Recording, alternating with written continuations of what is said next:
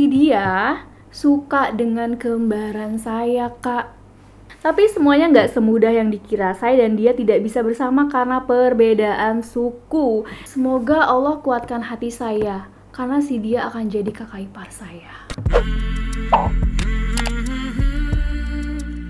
Hai kalian, jadi buat teman-teman yang sering intip Instagram aku pasti tahu banget kalau akhir-akhir ini aku lagi sering banget nge-review film inspiratif, khususnya film India. Nah, kemarin aku sempat nge-review salah satu film yang judulnya 96 tentang kisah kasih tak sampai, tentang kisah sumo alias susah move on bertahun-tahun.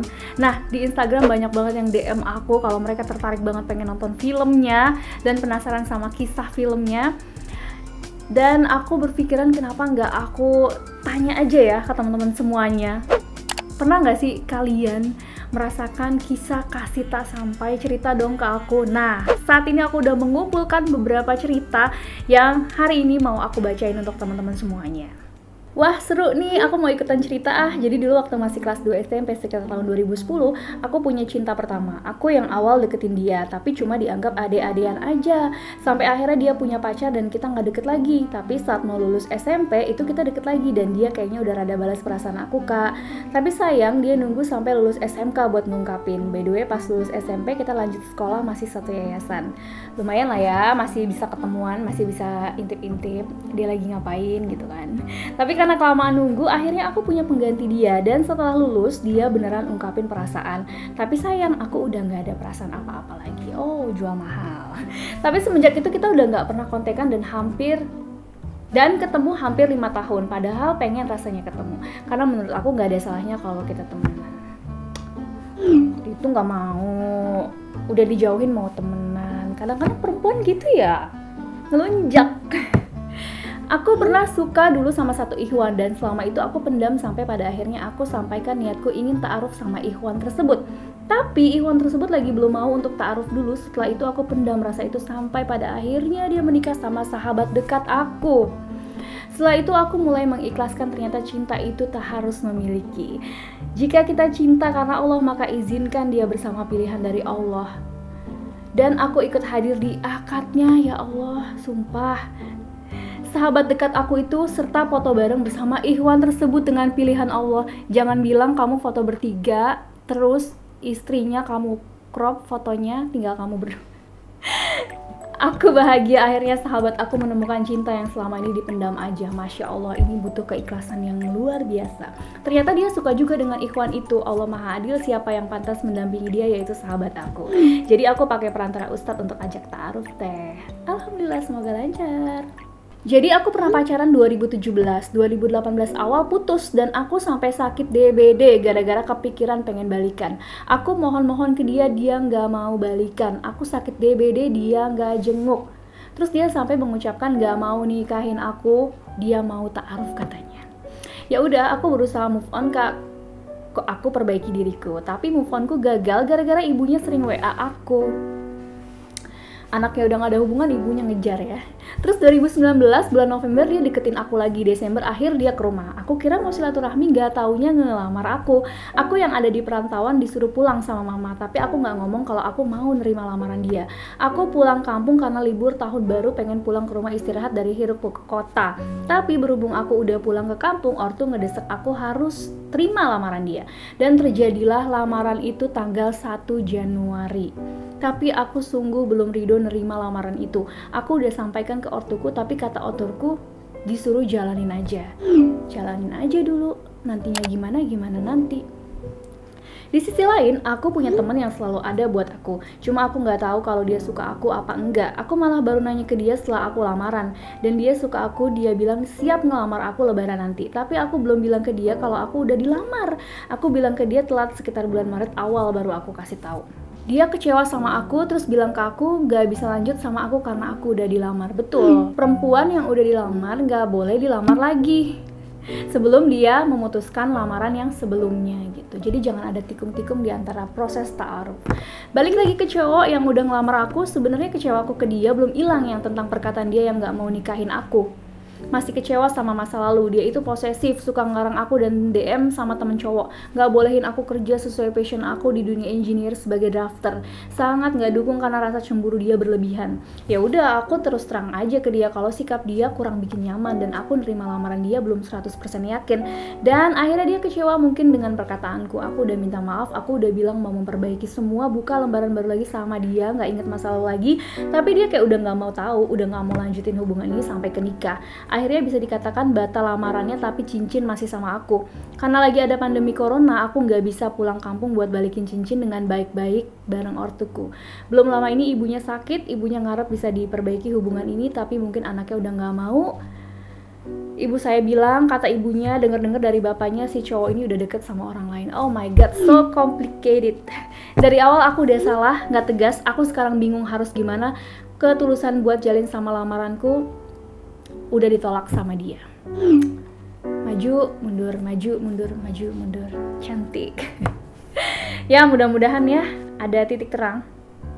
Karena ya kadang gitu loh, laki-laki tuh ketika kitanya tuh ragu-ragu, dia jadi males lama-lama gitu. Jangan sampai di awal-awal dia udah semangat banget nih mau ngelamar kita, tapi kitanya tuh ngeragu, terus kita menghilang atau kita malah justru kayak kelihatan nggak mau, nggak tertarik. Biasanya laki-laki tuh pada akhirnya oke lah, bye, gue cari yang lain aja gitu. Jadi ingat dulu pernah suka dari kelas 2 SMA sampai lulus kuliah S1, suka diem-diem terus mencoba memperbaiki diri. Pas mau berani diri untuk bilang suka, ternyata dia udah ta'aruf sama orang lain. Tapi alhamdulillah udah move on kak, doain ya kak, semoga tahun ini aku nikah, amin. Bedanya kalau aku udah saling mengungkapkan, dia lamaran sama cewek lain dan kemarin dia nikah, aduh, terus kamu ngapain? Ngintip-ngintip IG-nya atau cari tahu istrinya siapa, atau kamu pura-pura menghilang dari kehidupannya dia? Sakit ya. Assalamualaikum kak, minta doanya ya kak, tapi masih berharap bisa bersatu. Oh yang ini masih berharap. Kita dulu satu universitas, dia kakak tingkat dan aku adik tingkat. Sempat dipertemukan di bulan November pas ada acara. Kebetulan kami ASN Pemprov salah satu kota sudah mencoba tidak bertemu kala itu, tapi tiba-tiba dipertemukan di sebuah lorong dan kemudian pernah diajak bertemu saat karantina. Tapi saya entah kenapa tidak mau menemui kala itu, tapi ujungnya Allah juga mempertemukan kemudian kita tanpa komunikasi. Sampai kemarin ada bisa komunikasi dan saya ungkapkan ada rasa, tapi malah beliaunya ingin mencari jodoh yang bisa serumah. Saya masih berharap, tapi semua di atas ketentuan Allah. Semoga yang disemogakan insya Allah tidak memaksa. Hehehe. Jadi masih berharap nih, ya udah minta dong sama Allah yang punya hatinya, sama Allah yang bisa membolak-balikan keadaan dan hati manusia. Cuma Allah yang bisa punya rencana paling terindah yang kita nggak tahu. Kan? Jadi selalu libatkan Allah supaya hati tenang, damai, dan apapun yang nantinya akan terjadi kita sudah menerima dengan ikhlas, karena semuanya berdasarkan apapun keputusan yang terbaik dari Allah. Temen SMP juga beda kelas, tapi kita kenal pas kelas 9. Saat udah deket, tiba-tiba ada cewek nanya ke aku lagi deket ya sama dia, dan ternyata jeng tuh cewek suka sama dia. Yang tadinya aku sama cewek itu nggak pernah sapa dan chatan, dia akhirnya chat aku terus. Aku pun memutuskan untuk menjauh dari si dia karena aku nggak tega melihat si cewek ini cemburu. Jadi kamu nggak tega lihat dia cemburu, tapi kamu ikhlas, kamu patah hati. Assalamualaikum Kak Ayu, jadi singkat cerita ya Kak, aku dikenalin sahabatku sama sepupunya waktu itu. Awal ketemu pas sahabatku tunangan, aku ngerasa srek tiba-tiba Kak. Pertemuan kedua pas sahabatku menikah. Setelah itu dia ada follow dan chat aku di DM. Jalan berapa hari masa perkenalan, aku di DM sama seorang perempuan, pacarnya. Kak, aku pikir dia nggak punya siapa-siapa, akhirnya aku mundur. Setelah itu katanya mereka putus, akhirnya aku kasih kesempatan untuk dia bisa mengenalku lebih. Tapi masih ada bekas luka sih kak, kayak bekas knalpot gitu gak sih lukanya. Dan berjalan cukup lama jaim-jaiman walaupun dalam chat, sampai pada akhirnya sahabatku bilang dia mau ke rumahku. Oke, dia datang sama ibunya sahabatku dan suami sahabatku. Posisi di rumah nggak ada orang tuaku kak, mereka super dadakan ke rumahnya. Posisi aku dan pria itu beda kota ya kak. Terus sahabatku bilang kalau Agustus mau ke rumah lagi, tapi aku tidak mengharapkan, tidak menunggu, terserah aja gitu kan kak. Dan posisiku sudahlah. Itu semua karena ulah dia yang dari awal kalau dia itu punya pacar. Jadi perasaanku seketika berubah. Akhirnya Agustus nggak datang, sahabatku bilang Oktober nggak datang juga. Sahabatku bilang Desember, dan alhamdulillah November akhir aku dilamar orang baik, soleh, penyabar yang sekarang jadi suamiku, Kak. Masya Allah, skenario Allah begitu indah, Kak Ayu. Ya, alhamdulillah ada orang yang lebih serius datang duluan dan menyelamatkan kamu dari cowok tadi yang PHP. Aku pernah mencintai dalam diam seorang laki-laki, dan di saat aku sudah dekat sama dia, qadarullah ternyata dia menikah dengan perempuan lain. Tapi alhamdulillah banyak pelajaran yang aku ambil dari kejadian itu. Tapi sekarang aku udah move on kok, Kak. Sambil selalu memperbaiki diri dan sambil menunggu seseorang yang terbaik dari Allah untuk menikahi aku, insya Allah. Saya, Kak, saling cinta diam-diam tapi tidak mengungkapkan. Diungkapkan setelah punya kehidupan masing-masing. Demi kebaikan bersama, saya blokir dia karena si dia sering telepon dan ngechat. Masih mau nih, masih ngarep, kan udah punya kehidupan masing-masing. Agak ngeri ya kalau udah punya kehidupan masing-masing terus tiba-tiba muncul ngubungin via DM atau dia tiba-tiba nge-like postingan kamu gitu loh. Aduh, bakalan susah move on-nya. Assalamualaikum Bayu, semoga DM saya bisa dibaca ya. Jadi dulu waktu kuliah aku sempat magang di salah satu perusahaan BUMN di Kota Medan. Nah, terus di situ aku ketemu pria yang merupakan pegawai di perusahaan itu juga. Awalnya saya nggak tertarik, bahkan nggak melirik, tapi dianya yang mulai semuanya. Mulai nyari tahu tentang saya, mulai caper sama saya, dan lama-lama saya tertarik.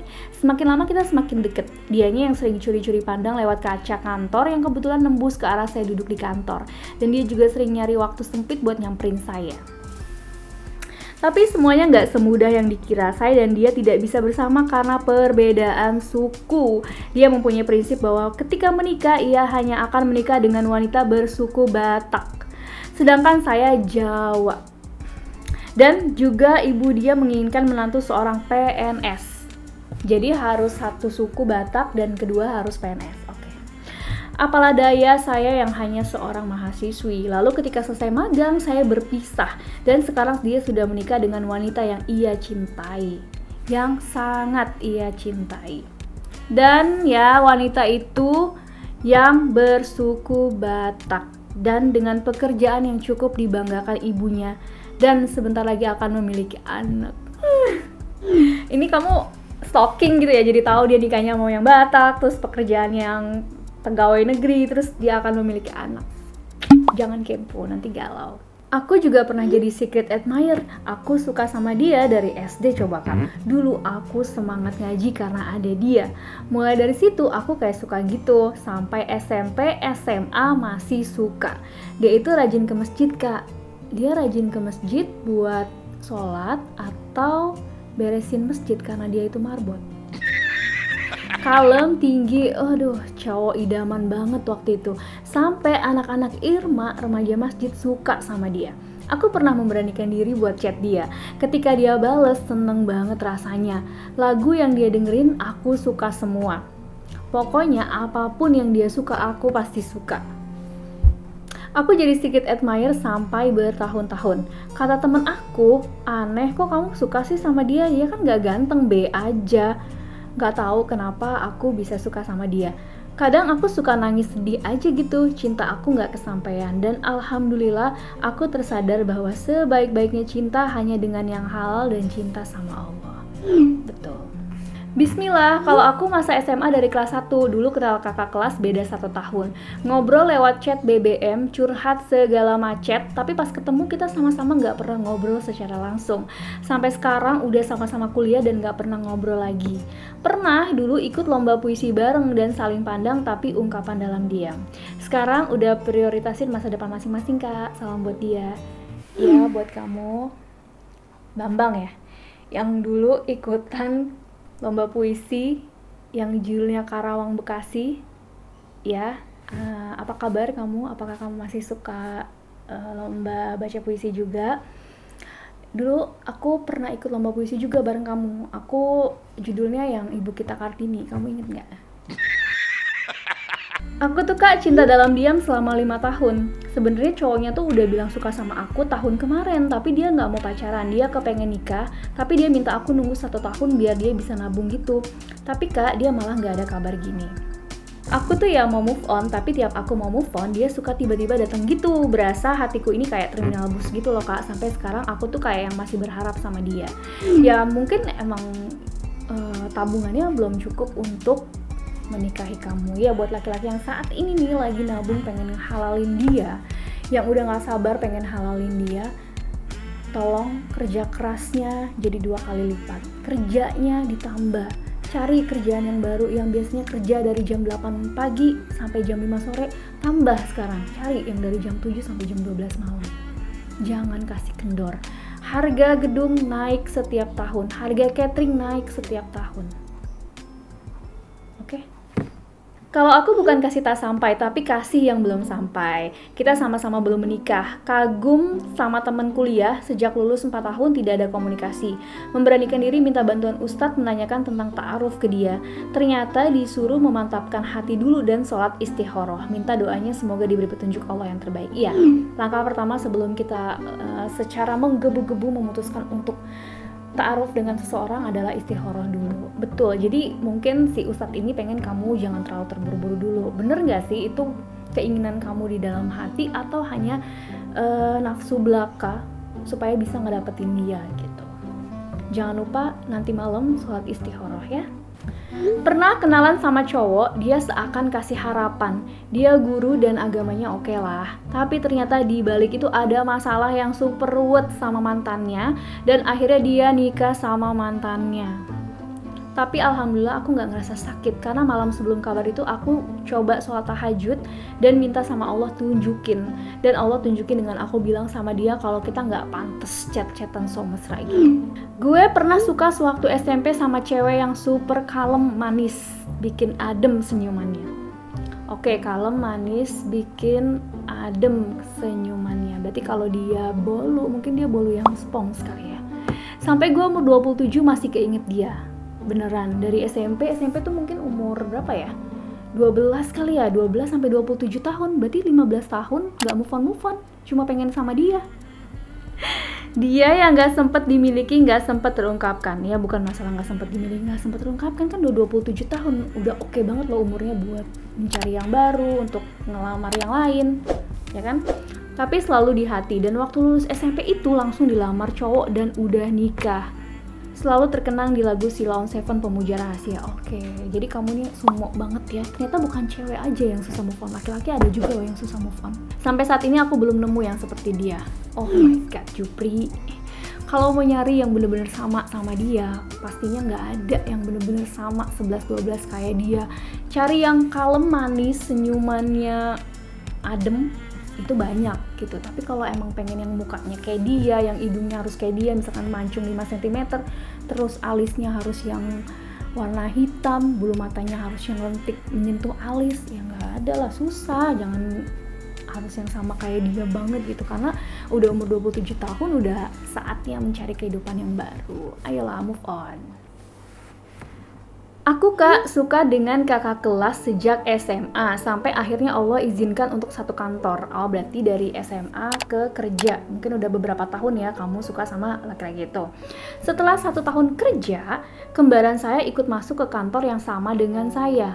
Oke, berarti di dalam satu kantor, contohlah misalkan PT Pertamina ya, ada 2 orang perempuan yang mukanya sama, kerja di tempat yang sama. Dan si dia suka dengan kembaran saya, Kak. Serius? Jadi kamu suka sama dia, tapi dia suka sama kembaran kamu yang mukanya sama kayak kamu. Berantakan banget hati saya, suka tapi nggak bisa diungkapkan. Lebih berantakan lagi, ternyata dia jatuh cinta dengan kembaran saya. Dan mereka akan menikah tahun ini. Berarti kamu akan datang lah ya, ke nikahan cowok yang kamu suka, dan ternyata dia nikah sama kembaran kamu. Berarti nanti kamu akan, ini bukan aku takutin ya, berarti kamu nanti akan nangis karena 2 hal. Karena melepas kembaran kamu dengan seorang yang sudah dia cintai. Yang kedua, kamu nangis karena dia memilih laki-laki yang kamu suka, tapi hanya kamu pendam di dalam hati. Semoga Allah kuatkan hati saya, karena si dia akan jadi kakak ipar saya. Buset. Kamu jangan satu rumah sama dia. Misalkan kamu masih tinggal ya sama orang tua kamu, nanti dia jangan tinggal di rumah orang tua kamu yang ada kamu. Takutnya suaminya nggak bisa bedain muka kalian berdua sama, takutnya salah, terus kamu jadi kesenangan gitu kan, karena di dalam rumah ada dia yang kamu suka. Aduh, takut terjadi hal-hal yang tidak diinginkan. Semoga bener-bener deh Allah bener-bener nguatin hati kamu supaya kamu bisa menjalani ini, karena ini memang berat, dan mudah-mudahan kamu segera dapat penggantinya. Amin. Ini kayak FTV gak sih? Baik, karena masalah durasi hanya segitu yang bisa aku bacain. Terima kasih banyak buat teman-teman yang udah kirim ceritanya dengan sukarela, dengan ikhlas. Sepanjang-panjangnya kirim ke DM aku untuk cerita tentang kisah kasih tak sampainya. Alhamdulillah banget, semoga bisa memotivasi teman-teman yang lainnya yang saat ini sedang cinta dalam diam. Kalau memang kamu ingin mengungkapkan seperti Khadijah atau cinta dalam diam seperti Fatimah, itu terserah kamu.